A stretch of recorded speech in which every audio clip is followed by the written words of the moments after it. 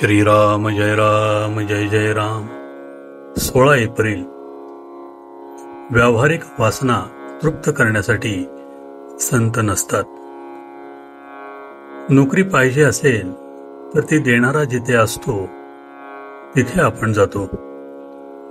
त्याप्रमाणे भगवंताची भेट घ्यायची असेल तर संत जिथे राहतात तिथे आपण जावे. परमेश्वराचे स्वरूप ओळखण्यासाठी संतांकडे जाणेच जरूर आहे.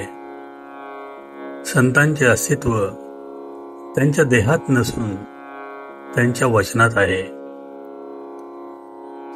संतांजवळ निर्विषय चित्त असते. रात्री सर्वजण झोपल्यावर शिपाई जसे गस्त घालतात तसे साधू संत आमच्या गैरसावधतेत जागृत असतात. आपण झोपी गेलो असताना ते आपली वृत्ती तपासतात. एका बाईला मूल झाले, पण त्याला आकडी येऊ लागली.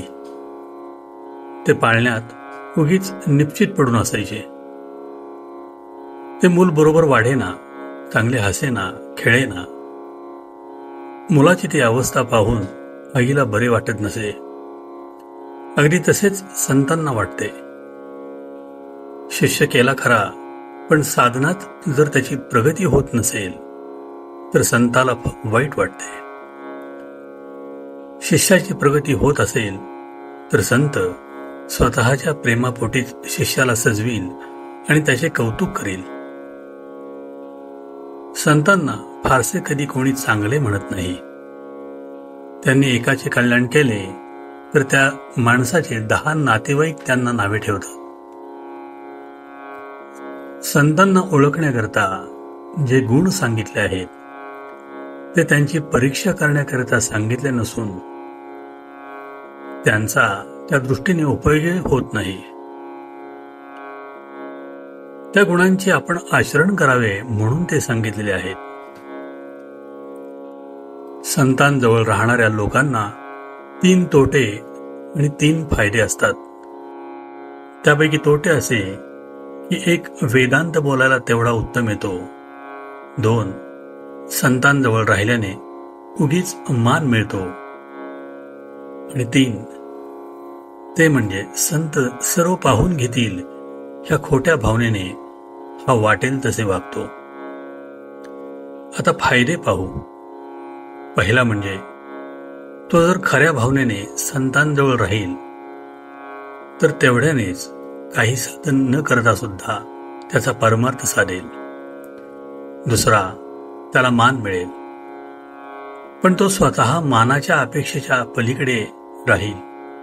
आणि तिसरा, वेदांत त्याला बोलायला आला नाही तरी त्याच्या आचरणात येईल. म्हणून संतांजवळ राहणाऱ्याने ते सांगतील तसे वागावे, मानाची अपेक्षा करू नये आणि फारसा वेदांत बोलू नये. तोंडापर्यंत आले तरी दाबून टाकावे. संतांची आज्ञा प्रमाण मानणे हे प्रचिती येण्याचे साधन आहे. व्यावहारिक वासना तृप्त करण्यासाठी संत नसतात हे ओळखून आपण त्यांची संगत करावी.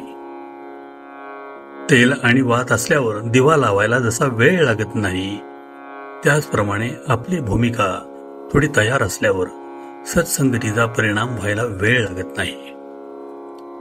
आजचे बोधवचन. संतांना ओळखण्यासाठी अनुसंधानाशिवाय दुसरे साधन नाही. श्रीराम जय जय राम. जयाचा जनी जन्म नामार्थ झाला, जयाने सदा वास नामात केला. जयाच्या मुखी सर्वदा नाम कीर्ती, नमस्कार त्या ब्रह्म चैतन्य मूर्ती.